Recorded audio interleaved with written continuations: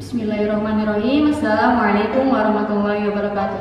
Halo anak-anak, saya Adinita Ahada dan di video kali ini kita akan bersama-sama belajar mengenai ketentuan dan tata cara sholat Jumat. Sebelum kita masuk ke dalam materi, ada 4 hal yang harus kita garis bawahi di sini yang harus kita ketahui. Yang pertama adalah kita harus mengetahui apa itu sholat Jumat. Yang kedua, kita harus mengetahui ketentuan sholat Jumat, misalkan wajib atau sunnahnya dan lain sebagainya. Yang ketiga, kita harus mengetahui pelaksanaan sholat Jumat. Jadi sholat Jumat itu seperti apa sih, harus dilaksanakan pada waktu apa dan lain sebagainya. Dan yang terakhir adalah kesimpulan. Jadi dari semua materi itu di akhir kita akan menyimpulkan bersama-sama ya. Oke, setelah itu kita next ke bagian berikutnya. Yang pertama, apa sih sholat Jumat itu? Sholat Jumat itu adalah sholat 2 rakaat dengan berjamaah yang dilakukan sesudah khutbah Jumat pada waktu zuhur di hari Jumat dan wajib hukumnya bagi laki-laki yang sudah memenuhi syarat. Seperti ini. Ada yang tahu di sini hari Jumat itu artinya adalah apa? Jumat itu berasal dari kata jamaah. Jamaah itu dalam bahasa Arab artinya adalah berkumpul. Nah, kenapa di sini kita sholat Jumat? Karena kita akan berkumpul dengan saudara-saudara kita seiman dan seagama, yaitu umat Muslim, seperti itu ya. Hari Jumat juga kebetulan menjadi Sayyidul Ayyam atau hari besar umat Muslim. Di sini kita akan berkumpul sama-sama dan sholat bersama-sama menghadap kiblat yang sama dengan imam dan khutbah Jumat. Dan di dalam khutbah Jumat itu ada nasihat-nasihat yang akan diberikan oleh ustadznya, seperti itu ya. Selanjutnya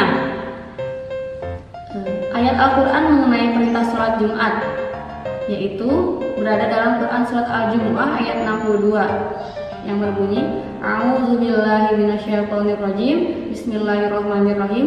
Ya ayyuhallazina amanu idza nudiya lis-sholati min yaumil jumu'ati fas'au ila dzikrillahi wa dzarul bai'.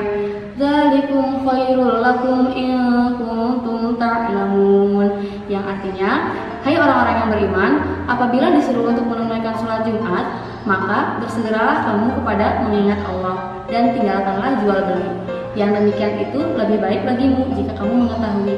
Jadi dari ayat tersebut kita dapat menyimpulkan bahwa apabila kita sedang melakukan aktivitas apapun, jika sudah datang waktunya sholat Jumat, kita harus meninggalkan semua aktivitas itu dan kita harus segera sholat Jumat ke masjid ya, seperti itu. Selanjutnya, sholat Jumat itu adalah sholat wajib ya, tapi yang dikerjakan oleh seorang laki-laki yang sudah memenuhi syarat, dan dia itu pelaksanaannya itu di hari Jumat di waktu zuhur.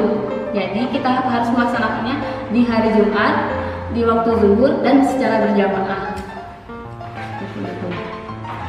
Syarat wajib dalam sholat Jumat yaitu adalah yang pertama, dia itu beragama Islam. Itu yang paling pertama, dia beragama Islam. Yang kedua, dia sudah balik atau sudah dewasa. Yang ketiga, dia berakal, tidak gila ya. Jadi waras, dia harus waras. Yang keempat, dia seorang laki-laki. Nah, kalau perempuan di sini dia hukumnya tidak wajib, tapi sunnah ya, tapi tidak dianjurkan. Yang diwajibkan hanya laki-laki. Selanjutnya, dia dalam keadaan sehat. Jadi kalau dia sehat, dia berkewajiban untuk sholat Jumat. Jika kalian sedang merasakan kurang enak badan atau sakit dan tidak bisa berangkat ke masjid, maka tidak perlu sholat Jumat, seperti itu.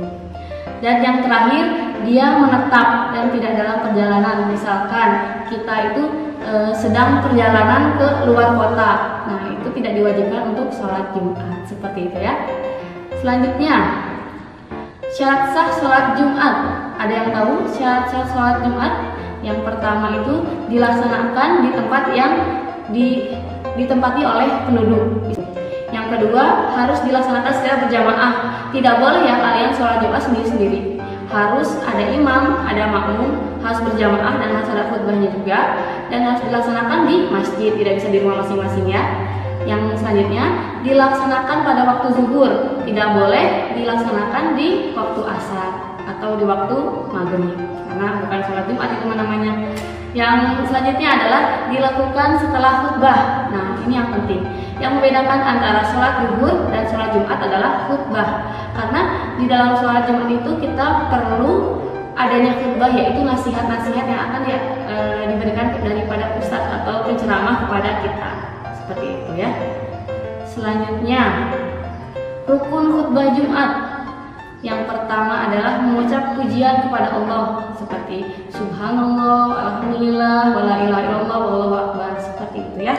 Yang kedua, kita harus membaca sholawat atas Rasulullah. Kita juga perlu membaca sholawat kepada Rasulullah karena tanpa adanya beliau kita tidak mungkin bisa mengenal Islam sampai sekarang, gitu ya. Yang selanjutnya mengucap 2 kalimat syahadat. Bagaimana bunyi kalimat syahadat? Asyhadu alla ilaha illallah wa asyhadu anna muhammadar rasulullah. Seperti itu ya. Selanjutnya kita harus berwasiat atau mendengarkan nasihat-nasihat yang diberikan dari penceramah atau ustadz pada saat khutbah Jumat.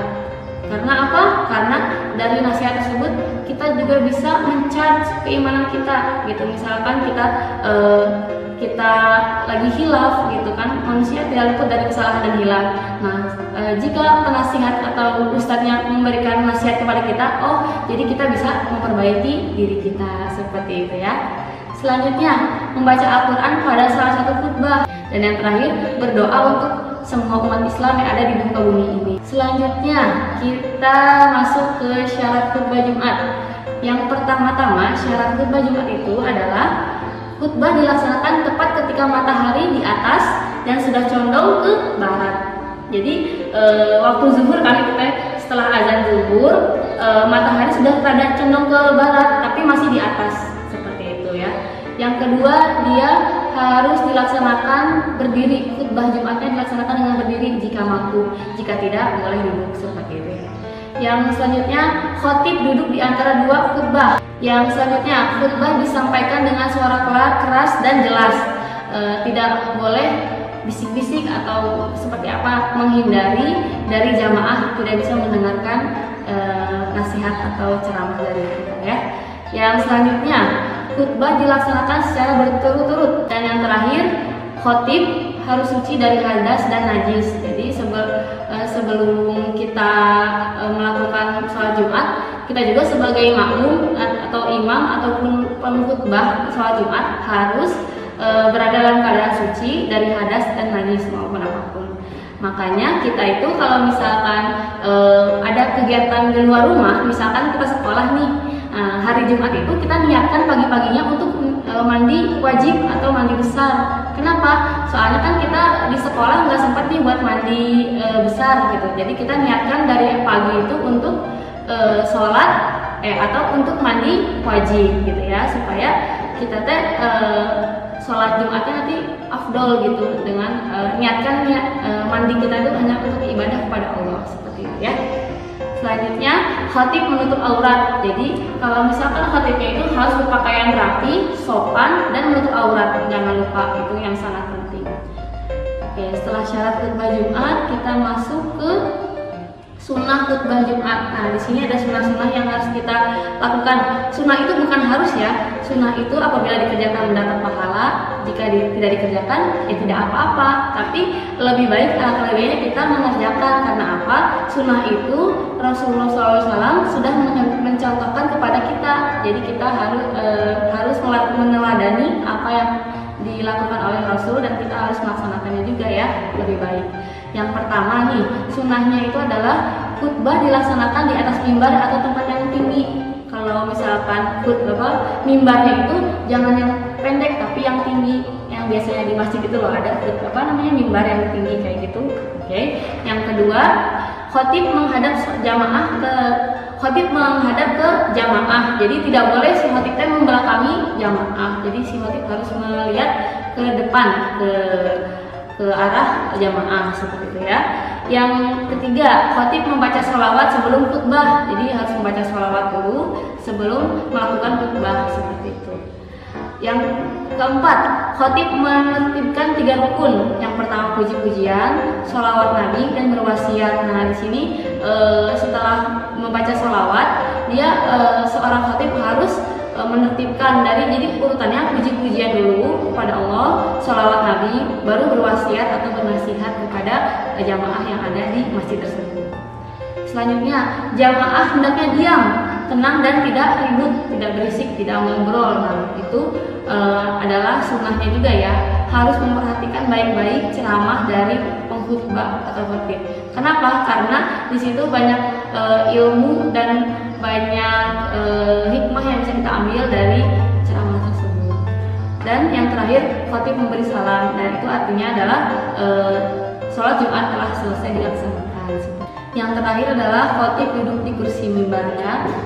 Bisa saja si khatib itu berdiri, tapi disunahkan untuk duduk di mimbar seperti itu ya. Selanjutnya kita menuju ke sunnah sholat Jumat. Nah, sunnah sholat Jumat ini bisa dilakukan oleh makmum yang ingin melaksanakan sholat Jumat.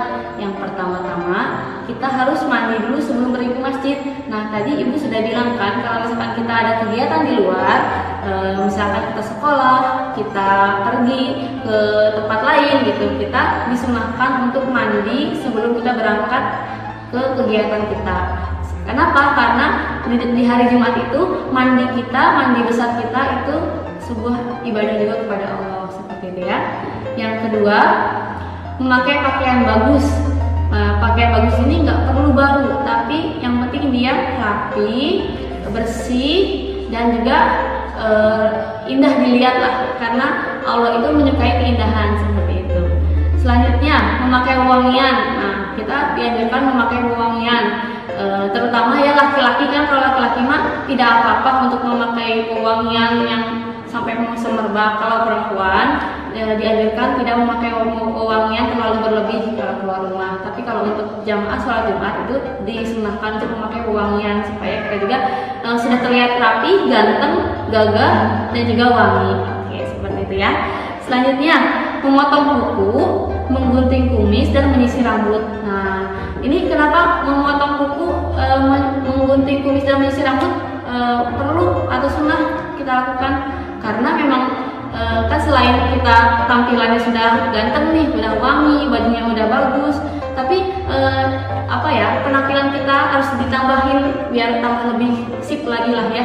Si rambutnya harus rapi, si kukunya harus potong, udah pendek, dan kumis kita juga ditipiskan. Kalau misalkan kumis itu sama jenggot nih, kalau kumis itu dia sunnah ya, lebih baik ditutup atau dipangkas. Kalau jenggot baru itu sunnahnya ditumbuhkan seperti itu.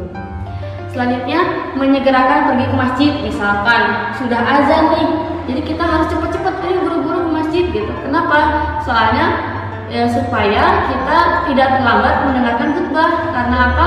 Kalau sholat Jumat itu kita harus mendengarkan khutbahnya dulu. Nah itu kalau misalkan kita tidak mendengarkan khutbah, maka sholat kita tidak sah, seperti itu. Selanjutnya, dari sunnah sholat Jumat yang berikutnya adalah sholat tahiyatul masjid. Sholat tahiyatul masjid itu apa? Sholat tahiyatul masjid itu sholat 2 rakaat yang kita laksanakan setelah kita sampai di masjid. Jangan dulu ya. Kenapa kita disunahkan melaksanakan sholat tahiyatul masjid? Supaya kita lebih mencintai masjid, kita menghargai masjid.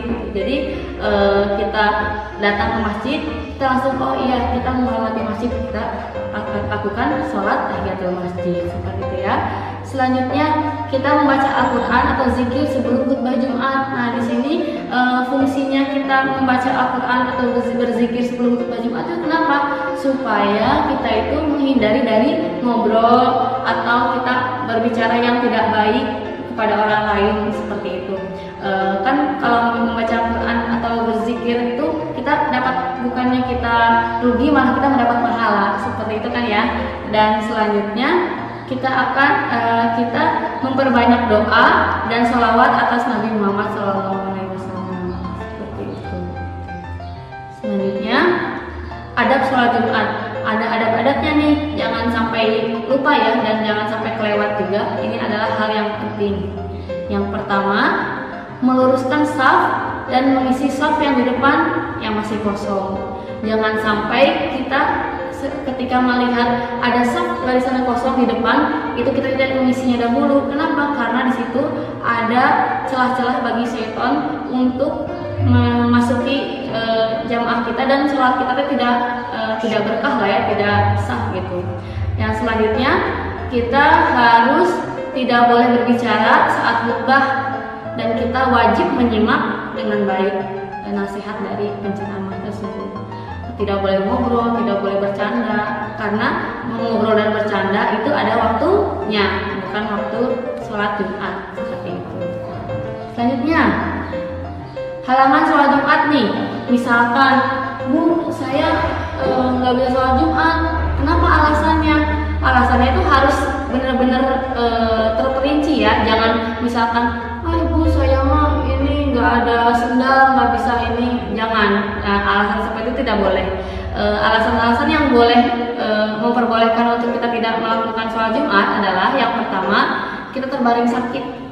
Karena misalkan kita kalau sakit, kita dikhawatirkan pas di jalan kita nangzubilan balik, misalkan kita pingsan atau kita bahkan kita takutnya menularkan kepada orang lain, maka kita dianjurkan, kita diperbolehkan untuk tidak sholat ke masjid sholat Jumat seperti itu ya. Kalau sakit tidak usah ke masjid.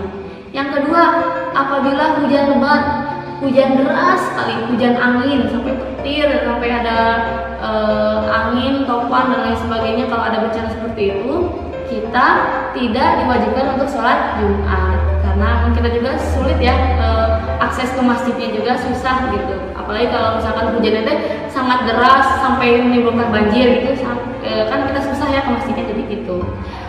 Selanjutnya, kita sedang berada di perjalanan jauh atau musafir. Nah, itu juga kita tidak diwajibkan untuk melaksanakan sholat Jumat. Dan yang terakhir adalah akses menuju masjid tidak aman. Misalkan kita sedang berada di dalam sebuah hutan, dan di situ ada masjid, tapi masjidnya itu di seberang tebing.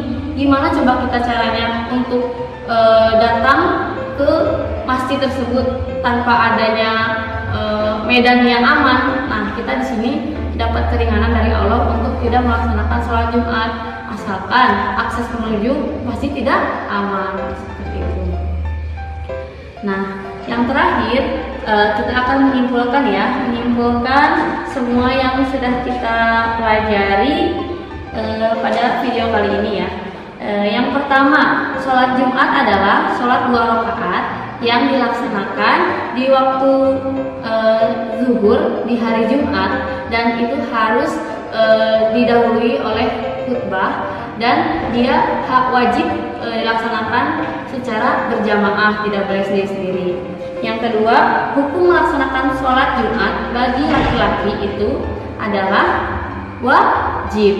Laki-laki yang pertama, dia sudah dewasa, balik, berakal, terus dia dalam keadaan sehat dan lain sebagainya yang tadi kita sudah pelajari ya. Syarat wajib dari melaksanakan sholat Jumat, yang pertama, dia harus beragama Islam. Yang pertama, yang kedua, dia harus balik atau dewasa. Yang ketiga, dia berakal. Yang keempat, dia laki-laki. Yang kelima, dia sehat. Dan yang keenam, dia menetap atau bermukim, tidak sedang dalam perjalanan seperti itu. Hal-hal yang membolehkan untuk tidak melaksanakan sholat Jumat, yang pertama tadi apa? Kalau kita lagi sakit. Yang kedua, apabila kita sedang tertimpa bencana seperti hujan lebat atau angin puting beliung atau seperti apa itu ya. Pokoknya kalau kita sedang tertimpa bencana alam seperti itu, kita tidak diwajibkan untuk melaksanakan sholat Jumat. Yang ketiga, kita dalam keadaan musafir atau sedang perjalanan jauh seperti itu. Dan yang terakhir adalah akses menuju masjid tidak aman seperti itu. Baik, alhamdulillah kita telah melaksanakan atau menyelesaikan pembelajaran hari ini. Semoga ilmu yang Ibu berikan kepada kalian atau diskusi yang kita lakukan bersama-sama ini bermanfaat bagi kita di dunia dan akhirat. Akhirul kalam, wassalamualaikum warahmatullahi wabarakatuh.